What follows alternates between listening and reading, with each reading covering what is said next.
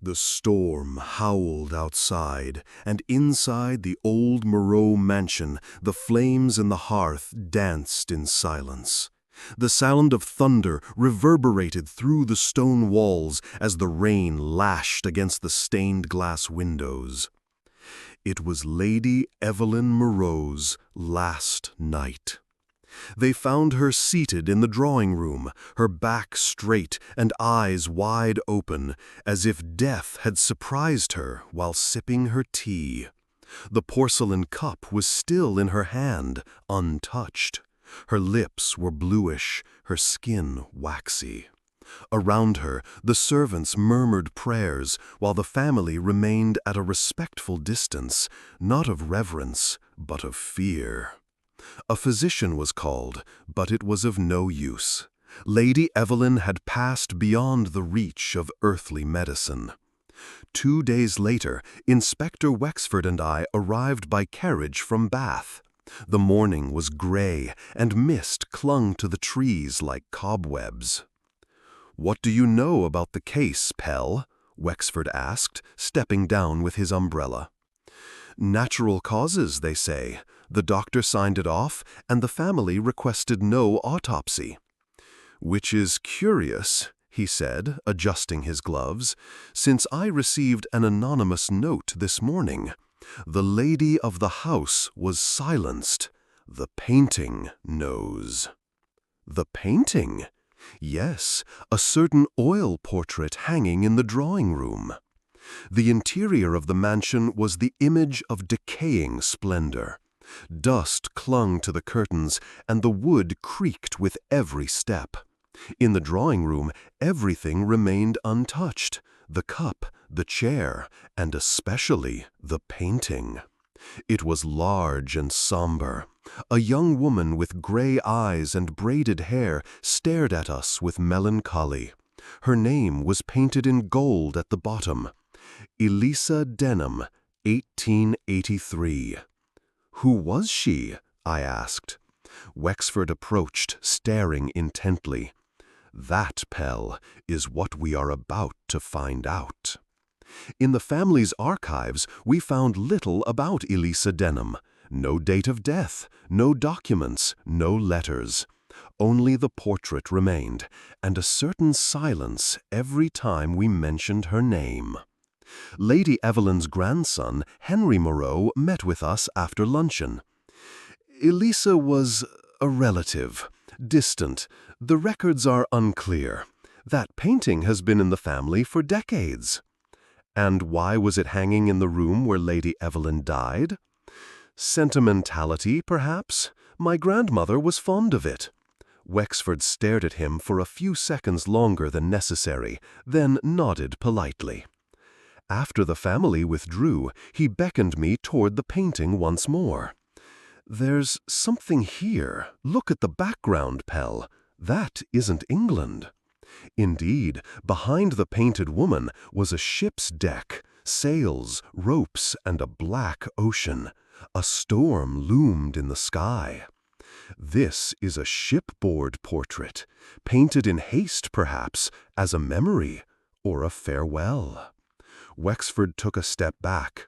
"This painting isn't just symbolic, it's confessional."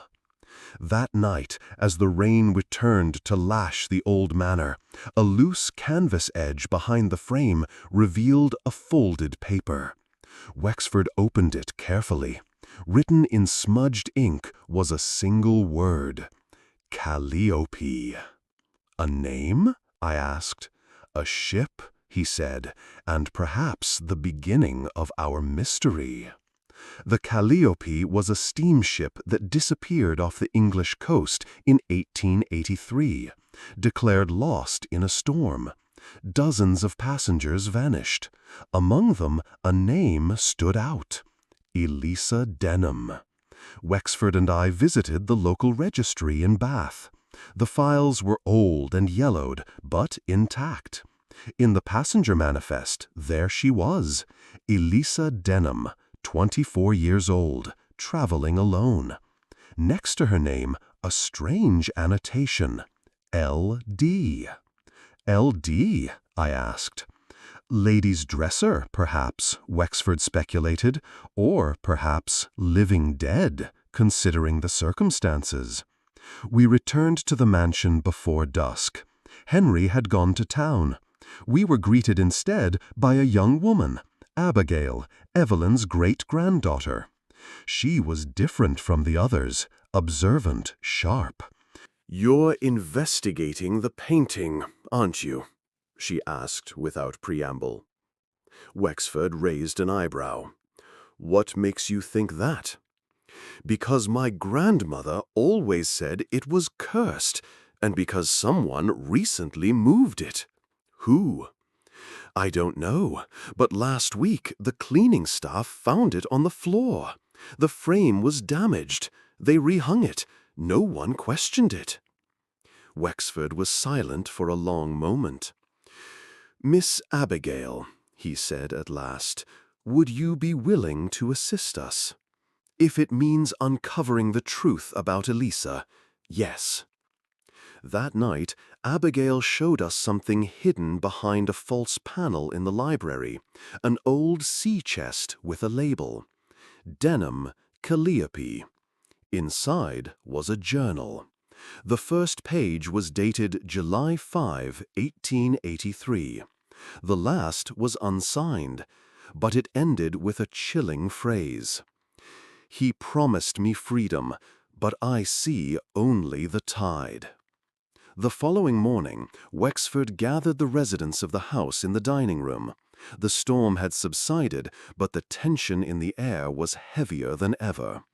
At the long oak table sat Henry Moreau, the heir; Lillian, the cousin recently returned from London; Abigail, quiet and attentive; and Maximilian Vort, Evelyn's former business advisor, now a frail old man with trembling hands. Wexford stood at the head of the table. "Lady Evelyn was poisoned," he said plainly. No one reacted at first. Then Henry leaned forward. "That's impossible. The doctor said it was natural." "Doctors can be wrong, or misled." He placed the teacup on the table. "Traces of belladonna.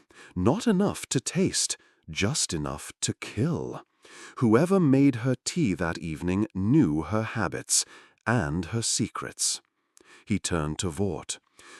"Not for a door, too delicate. This opens something small, precious. We searched the house for hours. Finally, in Evelyn's personal quarters, behind a loose floorboard under the bed, we discovered a wooden box the size of a shoebox. No hinges, no lock, just a small keyhole in the front. The bronze key fit perfectly. Inside, yellowed letters tied with a ribbon and a photograph. Elisa Denham, unmistakably younger, smiling beside a man in naval uniform. And beneath it, a sealed and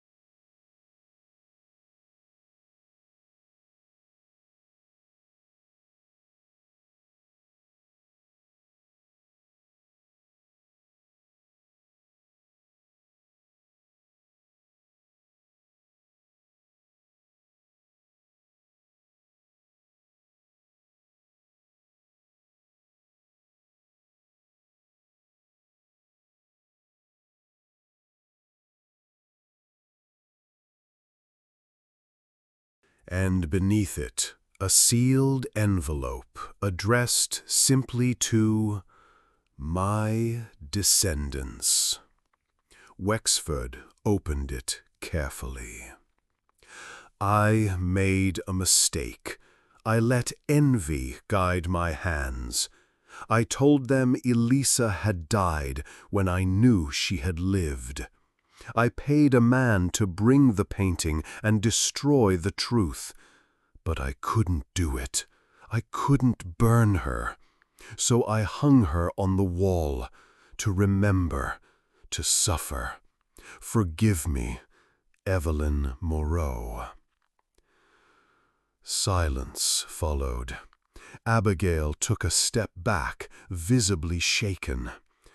So she knew, she whispered, all these years. Wexford nodded grimly. And someone else knew too. Someone who feared this box would be found. He looked toward the hallway, which means the murderer is not just hiding from the law, they're hiding from the past. That night, the mansion seemed more silent than ever. Wexford and I sat in the library, reviewing the letters. Abigail remained nearby, eyes fixed on the fireplace, her face pale, lost in thought. Suddenly, she spoke. I saw her once. We turned. Who? I asked. Elisa, or someone who looked like her. I was a child. I had wandered into the attic. There was an old woman there, not Evelyn. She had gray eyes. She looked at me, then vanished. I told my grandmother. She slapped me and forbade me from returning there. Wexford leaned forward. Did she say anything? Abigail hesitated. Just one word. Run. The silence returned, heavy and electric. Then Wexford stood. Pell, fetch a lantern. We're going to the attic. The attic was vast, dusty, and filled with trunks and furniture covered in sheets. At the far end, behind a tall mirror, was a wall panel slightly ajar. Behind it, a small room, sparse, cold, a cot, a basin, a single window nailed shut. Someone lived here, I whispered. Abigail entered behind us, trembling. She was here. Elisa. Wexford found an old brush with gray hairs still tangled in the bristles. A cracked mirror revealed the initials E.D. carved faintly into the wood. Evelyn kept her here, Abigail murmured, hidden from everyone, even the family. Wexford's voice was low, almost reverent. And she died here, most likely, unseen, forgotten. He turned to Abigail. You're the only one who ever spoke with her, even if just once. She looked toward the dark window. Then she trusted me, and I didn't understand. At that moment, the wind howled and the attic door slammed shut behind us. No one moved. Somewhere in the shadows, a floorboard creaked. We returned to the drawing room near midnight. The house was sleeping, or pretending to. Wexford sat in silence, eyes on the fireplace. The flame crackled low. It's time, he said finally. He summoned the family once more. Henry, Lillian, Maximilian Vort, and Abigail. The shadows of suspicion fell on each of their faces. Lady Evelyn Moreau was poisoned, he began, by someone who feared her secrets. Secrets tied to a shipwreck, a portrait, and a sister erased from history. He gestured toward the painting. Elisa Denham survived the sinking of the Calliope. She was hidden here in this very house for decades. Evelyn imprisoned her out of shame or envy, but she couldn't destroy her completely. So she hung the painting, a constant reminder of her guilt. But someone else wanted that guilt buried. He turned to Lillian. "You arrived last month from London, claiming it was a family visit. But you lied. You came because Evelyn had written to you. She planned to reveal the truth. You feared what it would mean for the family name, so you poisoned her." Lillian's face went pale. "That's absurd." "Is it?" Wexford said, pulling out a small bottle. "This was found in your luggage. A tincture of belladonna hidden in a perfume vial." She stepped back.